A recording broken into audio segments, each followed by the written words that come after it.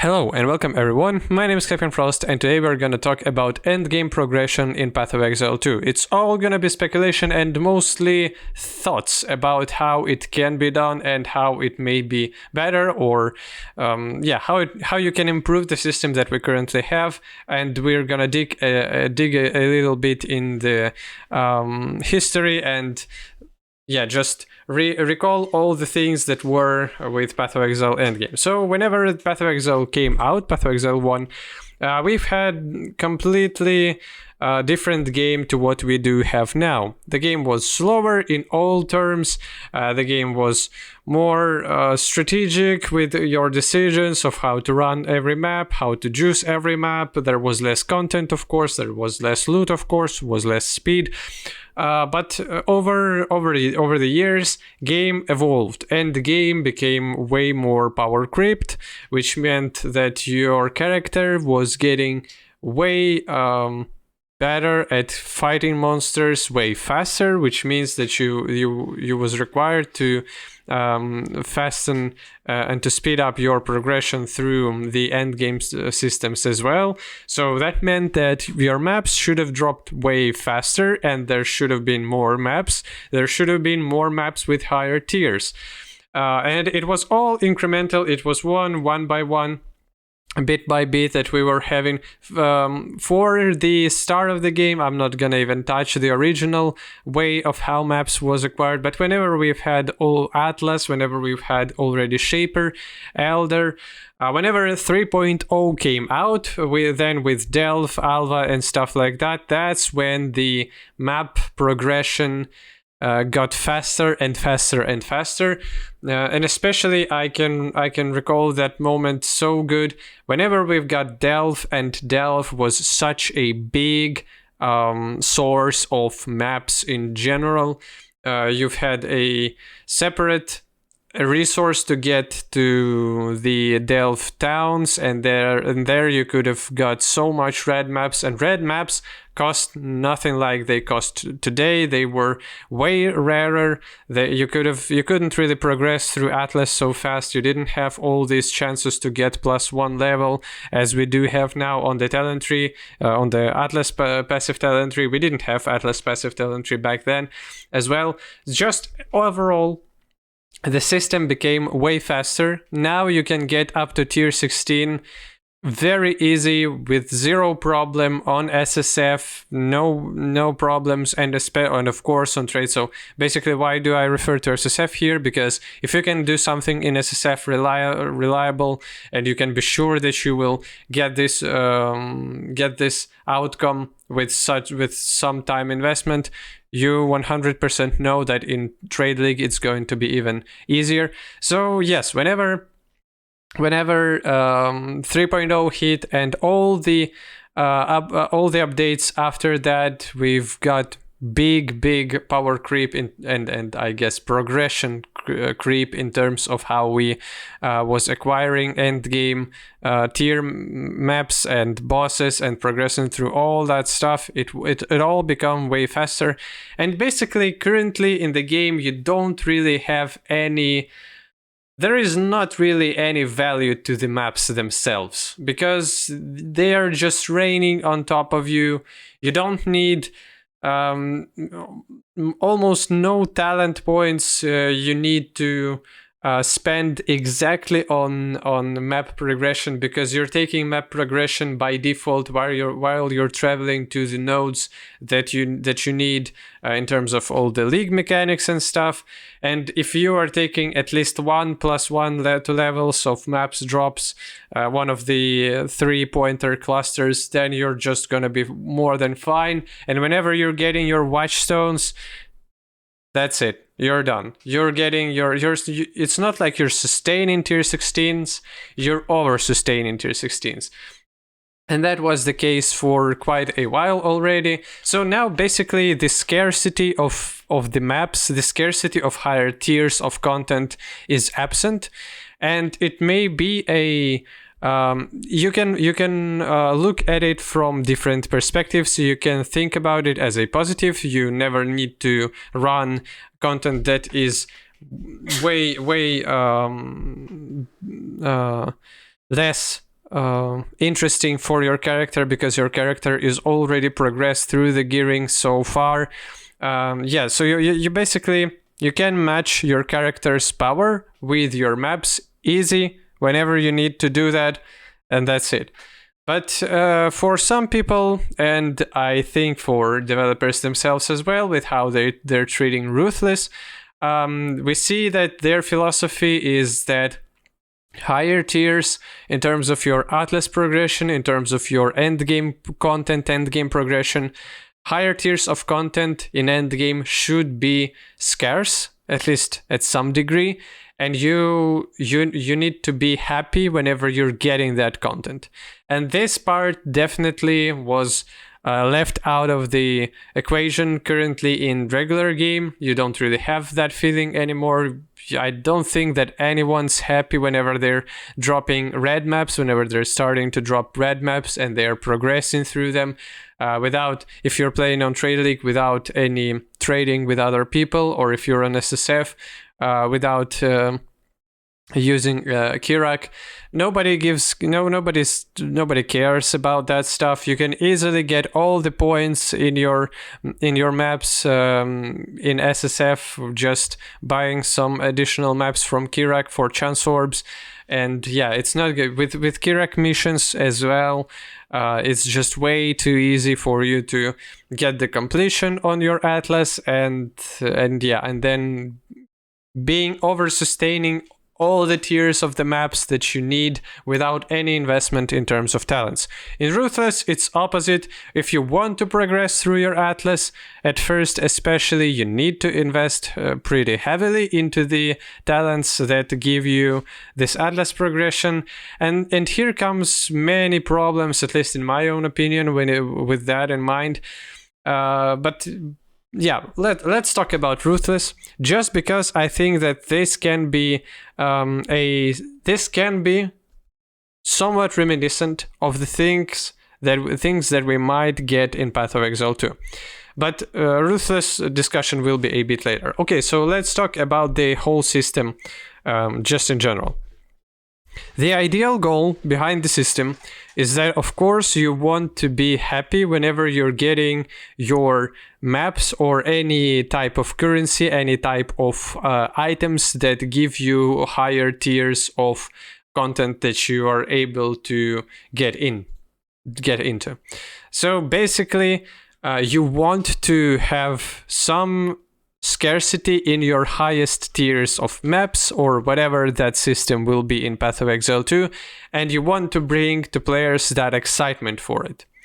But nobody wants to have a situation when you are never getting even a chance to tackle some content that is high in tiers. So it should be somewhere in the middle. But at least in my own feeling of the game, especially playing it throughout the years, it's definitely on a lower end of that spectrum. So you don't really, at least in my own opinion, scarcity currently is not enough at all. You never feel happy about high tier content dropping. And as I've said, developers in their ideal vision of the game, they do see that as a problem as well. And now, how can you do justice to the system? How can you do all this stuff without aggravating the player base and without making people unhappy? Probably you can't really do that totally, like in general. Someone's gonna be unhappy 100%, but you still can do some different interesting changes, and you still can make that effect way less of a thing on player base. And by that I mean is that if they were to rework the endgame system completely, if Atlas was somehow changed with how it works, without this, either with tiers being reworked, a number of tiers getting even if they were to add some additional tiers to maps. For example, if you were to nerf drop rates of tier 16 maps currently, people will be angry. If you were to give us additional 4 tiers of maps, tier 17, 18, 19, and 20. Then everyone will be hyped and everyone will want to get to that content. Even if it's extra rare, it's still gonna be okay because it's something new for people. And that's the simplest way for you to happily increase the system. So even if you were to, for example, make that the enemies with level 83 are gonna occur only on tier 20 maps, for most people, this change will still be something that, like, okay, there's 4 additional tiers, even if basically you didn't really change anything. But I'm not saying that they should do things like that. Just make 4 additional tiers with mob levels going even higher. I'm not against that. That seems cool. That's fine, especially if the difficulty can be adjusted pretty well as well and make those tiers extra rare. But this is the simplest way of at least doing some changes in the way that you want system to be changed. The other way is that you're completely reworking how Atlas works. You're reworking your tier system. You're reworking red tier, white tier, and yellow tier maps into something else. For example, you're now opening some regions on Atlas, and you're getting different levels on those, and you make the system more random a bit. So you're just designing a new system that nobody's familiar with. You're making the rewards at the same level as they were before, and you're just making getting to higher tiers way scarcer than it is already in the game. And the problem is done. Nobody's gonna be unhappy about. There will be some people unhappy about it, but it will be only the hardcorest people with thoughts and minds that any increases of rarity of content is bad. Only the most dedicated are gonna be shitting on that system as well. But for the biggest part of the player base, it's gonna be an unseen transition, and it's gonna be something new to play with, something new to play through, especially with the whole rework of baseline of the game. It will be just way easier to adapt to, and it will be just a natural change that you wouldn't feel nerfed, you wouldn't feel forced into. It's just gonna be something completely new. Okay, so now Atlas works like this. Let's figure everything out. And even if many things are scarcer, if you still can create interesting rewards on lower tiers as well, and you give some additional rewards on higher tiers of content, but you're making it harder to obtain as well, is definitely going to be a positive change for the game, at least in my own opinion. And now let's talk about the Ruthless part for a bit, and why in Ruthless it's not done well. And that's because of how the Ruthless basically is something. Ruthless is a bandage. It's this small change of the game that you need to completely rebuild in order to this game to appeal to the standards that you're looking for. So basically, you can't really, with such a low changes for the baseline, you can't really change systems, you can't really change balance so much in Ruthless to the point that you would be happy with, especially if you have some way of envisioning things. So in terms of maps, if you want to create scarcer high-end content, and you want people to like it, you can do that with how Ruthless does it, with just reducing number of maps dropping, and then go in full into your map tier progression talents. Just completely spec your tree into that, and then you will progress through your Atlas, but still it's gonna be slower than in regular game. You can do that, but that's kind of shitty way of doing that, because you're really just putting a bunch of constraint on the system, which turns out to be that people will have less access to different types of league content that they could have get into their maps, because they need to sacrifice that choice for the map progression. And whenever you're making your map progression stable and just being like that without any...